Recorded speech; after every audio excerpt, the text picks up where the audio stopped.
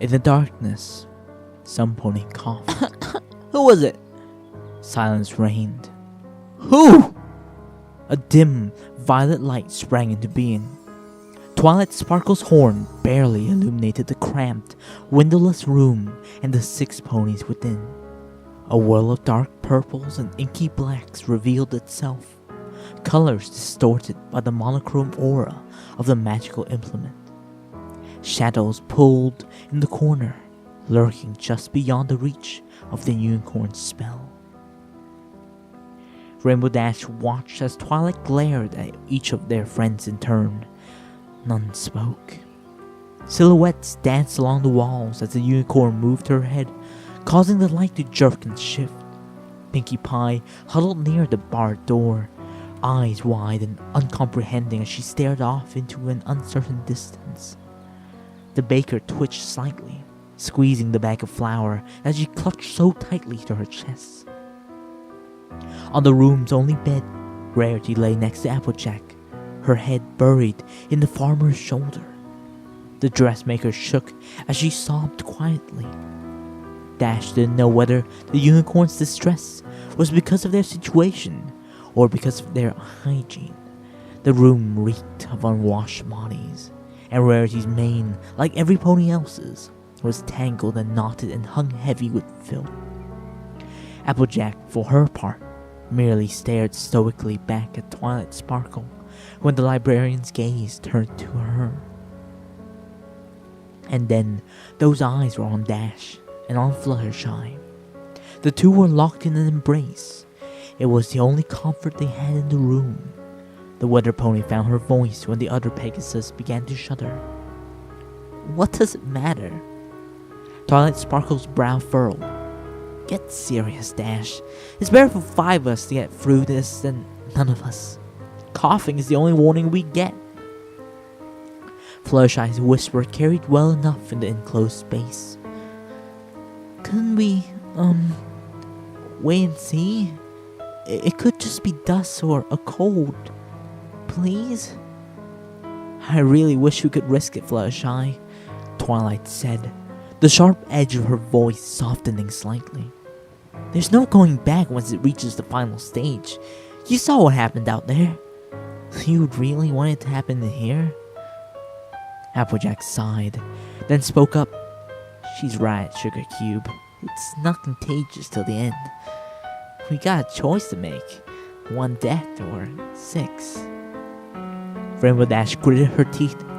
Isn't there anything that can be done? Can't your magic cure it? Stop it? Slow it down? She paused, then added in a hoarse whisper. Anything. The unicorn shook her head. Even the princesses can't cure it. She can only contain outbreaks that do happen.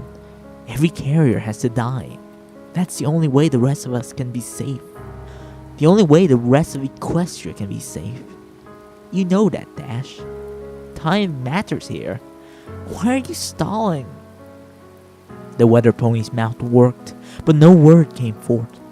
Fluttershy's voice, suddenly confident, filled the gap. I coughed. It was me.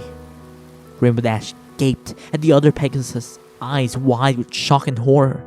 The pink-maned mare turned to look at her friend and spoke, once again hesitant.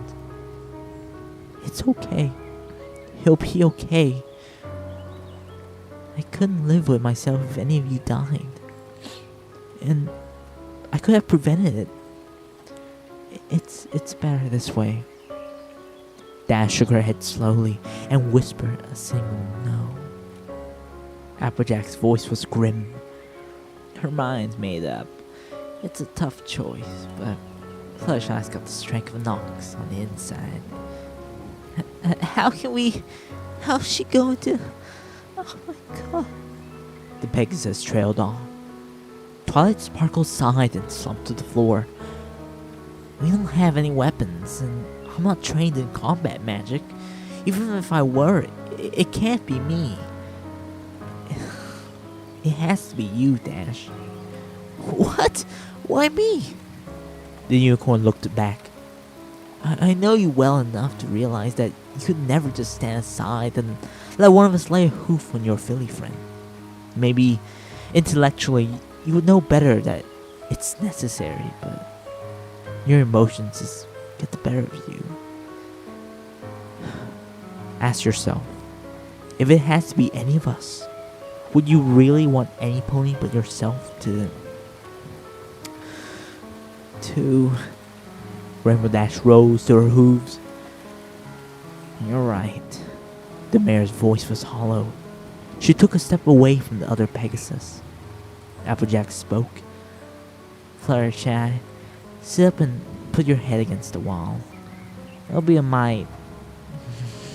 A mite. The mare choked back tears. Quicker. I'm sorry, Rainbow Dash. I wish it could be any other way, Twilight said. The rainbow-maned Pegasus looked over her shoulder to meet the eyes of the mare she loved. Fluttershy had taken the Earth Pony's advice. They stared at each other silently for a moment. Eventually, Dash found words, as insignificant as they were. I'm sorry. I'm sorry. I love you. I'm so sorry. The other Pegasus replied, voice shaking. I love you too. And I forgive you. It's better this way. Just make sure somebody takes care of the animals when it's all over. When everything's back to normal. Rainbow Dash whispered, I promise. She took careful aim. One buck. It would be quick. Fluttershy deserved that much, at least. When she was sure she would connect, vision or not, she spoke. Cut the light, Twilight. No pony should have to see this. The horn's glow disappeared. Years of running and kicking clouds at home Dash's muscles. She reared up on her front legs, gathered all her strength, and kicked out. She connected, and a dull thud was accompanied by the sensation of warm droplets splattering across her flank. It was followed by a high-pitched moan from the agonized pony behind her. Rainbow Dash reacted to Fluttershy's continued suffering without thought. She reared again and bucked repeatedly, steadying herself and adding force with swift flaps on her wings. On her fourth kick, the other mare's keening stopped with a sickening crunch. The weather mare's hooves dropped back to the floor. She stood shaking, her eyes wide and her heart beating nearly out of her chest. Her fetlocks were drenched with sticky blood, and she could feel it beginning to clot. She wondered despite herself whether the mess would stain, whether her coat would always bear the red residue of her deed. She wept quietly to herself. Silence reigned.